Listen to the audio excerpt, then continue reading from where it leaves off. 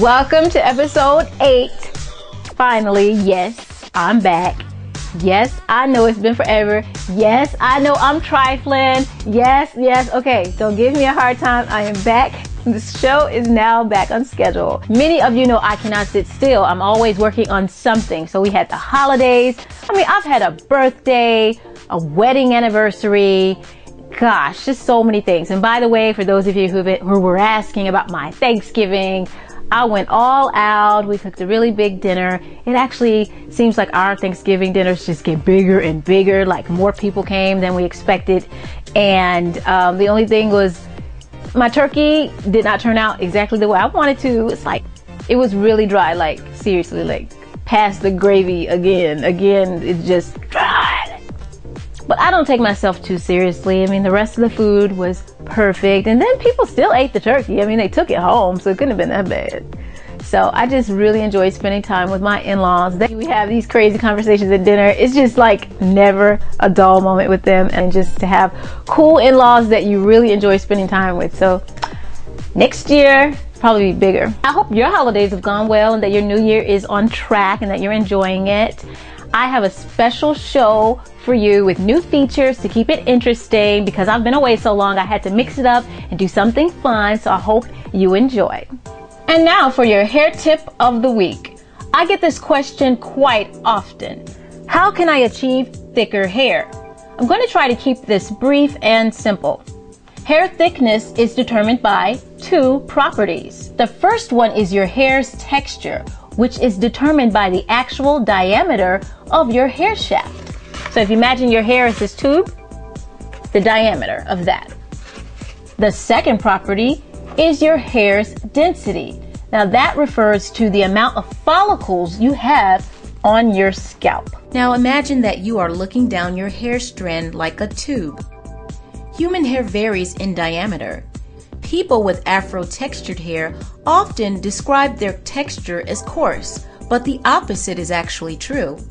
Most kinky textured hair is very fine and delicate. The diameter is smaller and the hair strand is actually more flat, like this elliptical shape. And actually it's more like a ribbon if you look at it under a microscope. This is what gives our hair its curly and kinky pattern. And as for density, the number of hair follicles on your scalp, we can have the appearance and the feel of very thick hair. In fact, human beings have on average between 80,000 and 120,000 hair follicles on the scalp. Correction, the range is between 80,000 and 140,000 and varies the same for all ethnic groups. So typically, kinky hair is fine textured with an average density, like my hair. So essentially, the thickness of your hair is already genetically predetermined, meaning you can't change the amount of hair follicles you have on your scalp, and you can't change the size of the hairs growing out of it. Now, if your hair is thin or thinning due to circulation issues, you may want to add more exercise to your lifestyle. Why? Because when you exercise, blood is flowing through your body more efficiently and it gets to the hair follicles which produce hair. Some people claim that henna treatments can thicken the hair. Now, personally, I've not come across any research or imagery that supports this. However, considering that henna is a protein treatment that deposits pigment inside your hair strand and really packs it inside your cuticles, that may have something to do with the appearance of thickness of the hair. But again, I know nothing more about that, so you may want to look into it. Also, the henna process roughens up your cuticles, which is why some people experience dryness with their hair. So again, if that's something that interests you, you may want to check into it. As far as all of the information I've just described to you, check out my Structure of Hair series by clicking here. Well, I hope that helps. In this episode, I will be reviewing denim leggings by William Rast. Now, many of you know that I have a designer jean fetish. I will buy them used off eBay if I have to. But these are a brand new pair. I looked in my closet and noticed that most of the jeans I owned were dark washes, so it was time for a lighter wash jean, so I bought these.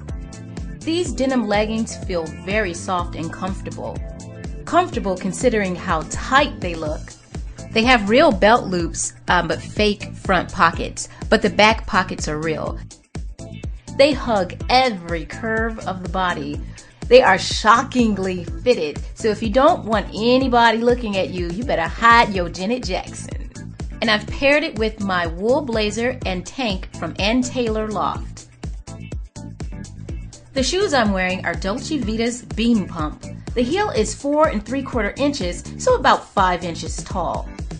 And the ankle boots I'm wearing here are by Miss Me Footwear. They are 4.5 inches tall and they're very comfortable to wear. So this is just a casual look that I wear when I'm just out shopping and running my errands. And of course, this season, to accessorize my favorite coat, I've been rocking my ear warmers and chokers from my store. Here I am wearing them both in Grape Blacks. The designer brand is Wooden Ships, and they are available for purchase at lovenaturals.com.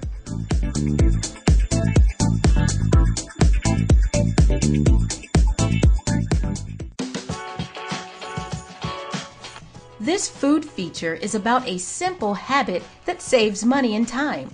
I bought this 5-pound bag of organically grown carrots from Whole Foods for only $4.49. All you need is a bowl, a few utensils, a cutting board, and snack baggies. I use a scale to get a more exact serving amount. I like to prep my vegetables ahead of time so that I'm more likely to cook and eat them. No excuses. Carrots are an excellent source of vitamin A, antioxidants, and more importantly, dietary fiber. Regular intake of fiber from food is a safe way to reduce some forms of cancers. For more nutritional information, please visit nutritiondata.com. This bag will feed both my husband and I for 2 to 3 weeks. I end up with about 12 to 15 snack bags of carrots. I do the same thing with my green beans. They usually last in the freezer for weeks. When the rest of dinner is done, I just toss my frozen veggies in the steamer for 5 to 10 minutes to perfection. And now for this episode's movie pick. Now, my Netflix picks are always available for instant viewing, meaning if you have a Netflix account, all you need to do is log in and you can watch any of these movies from your computer or your TV. Netflix, if you're watching, feel free to call me, endorsement deal. Now, I'm going to do something a little bit differently for the next few episodes. I'm going to feature classic Black films that can be found on Netflix. And I am going to call it Black Cinema. You like that, huh? Now, the cool thing about Black Cinema is that the movies that I'm going to recommend, even though they were made 50 years ago and they're classic films, the themes still hold true today. It's actually amazing to me how little has changed. The first pick for Black Cinema is going to be Carmen Jones. Now, I recently watched this about a week ago. I had never seen it before. I'm still catching up on a lot of classic films.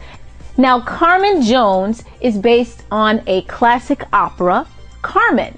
And since it features an all-black cast, they gave it the name Carmen Jones. Get it? Carmen Jones. And so it stars Dorothy Dandridge, Harry Belafonte, among many other actors.